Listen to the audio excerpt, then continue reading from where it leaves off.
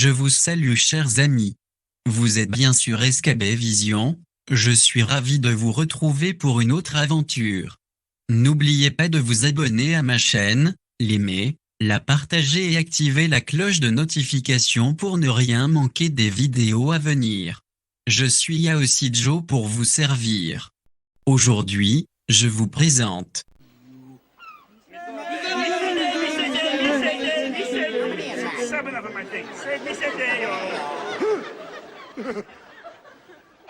Daylight come and me want go home.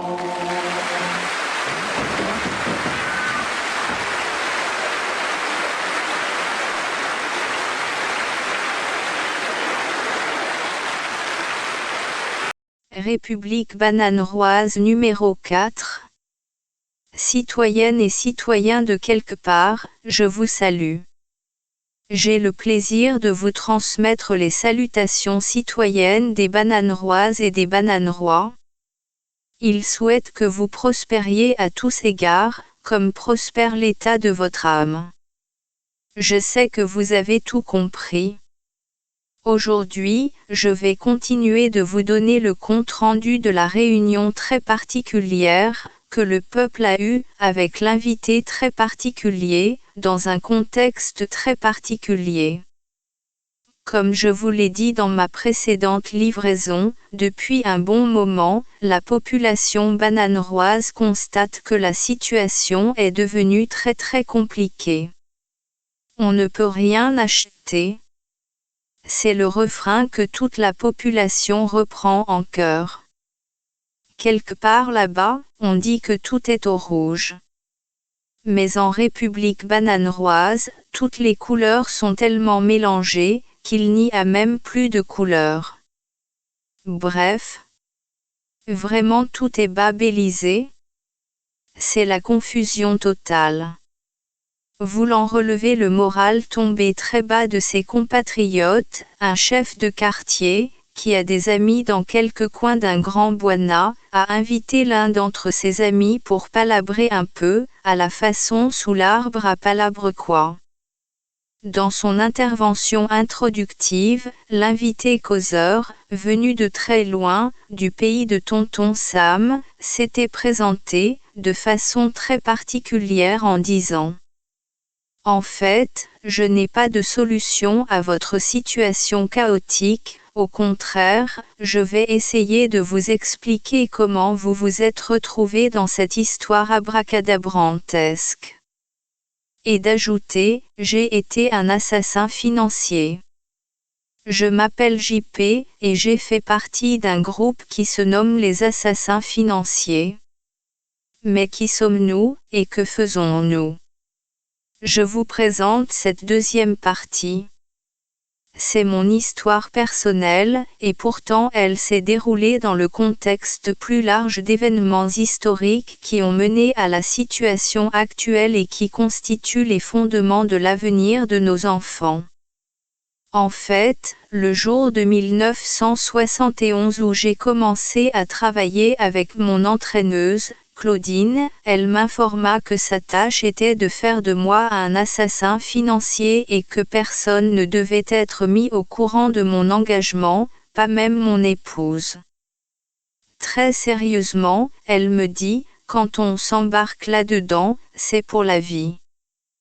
Claudine n'y est pas allée par 4 chemins lorsqu'elle m'a décrit la nature de mon travail. Je devrais, dit-elle, encourager les dirigeants de divers pays à s'intégrer à un vaste réseau promouvant les intérêts commerciaux des États-Unis. Au bout du compte, poursuivit-elle, ces dirigeants se retrouvent criblés de dettes, ce qui assure leur loyauté. Nous pouvons alors faire appel à eux n'importe quand pour nos besoins politiques, économiques ou militaires. De leur côté, ils consolident leur position politique en créant pour leur peuple des zones industrielles, des centrales électriques et des aéroports.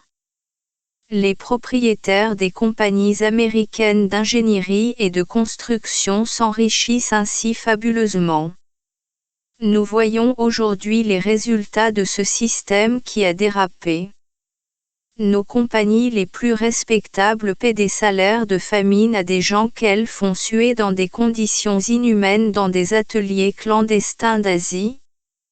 Les sociétés pétrolières déversent sans justification des toxines dans les fleuves des forêts tropicales, tuant consciemment des gens, des animaux et des plantes, commettant le génocide d'anciennes cultures.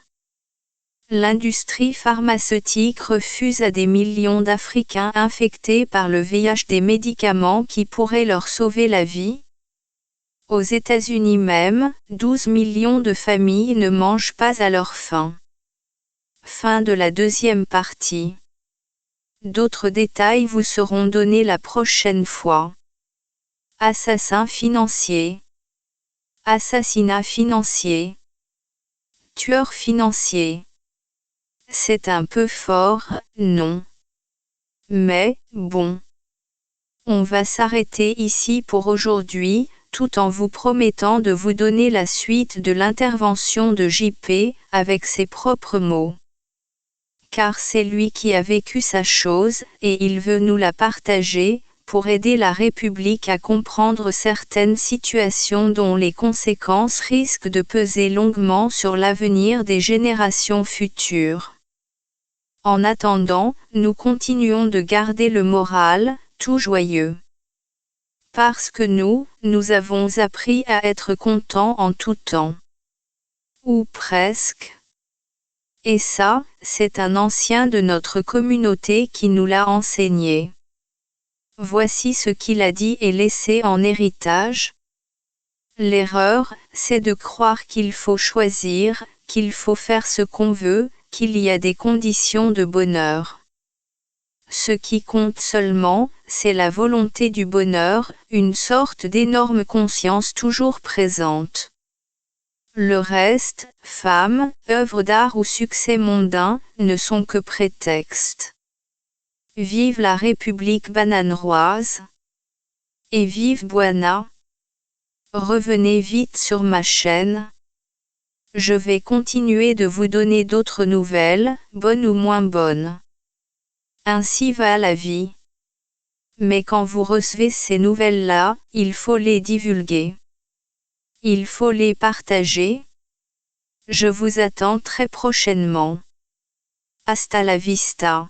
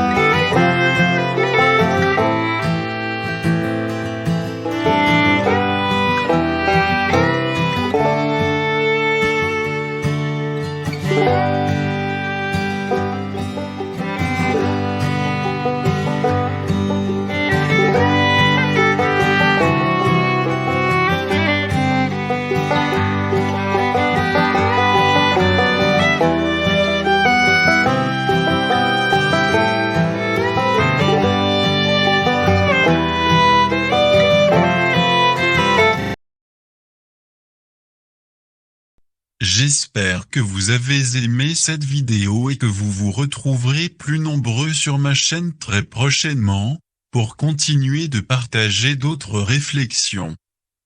À très bientôt.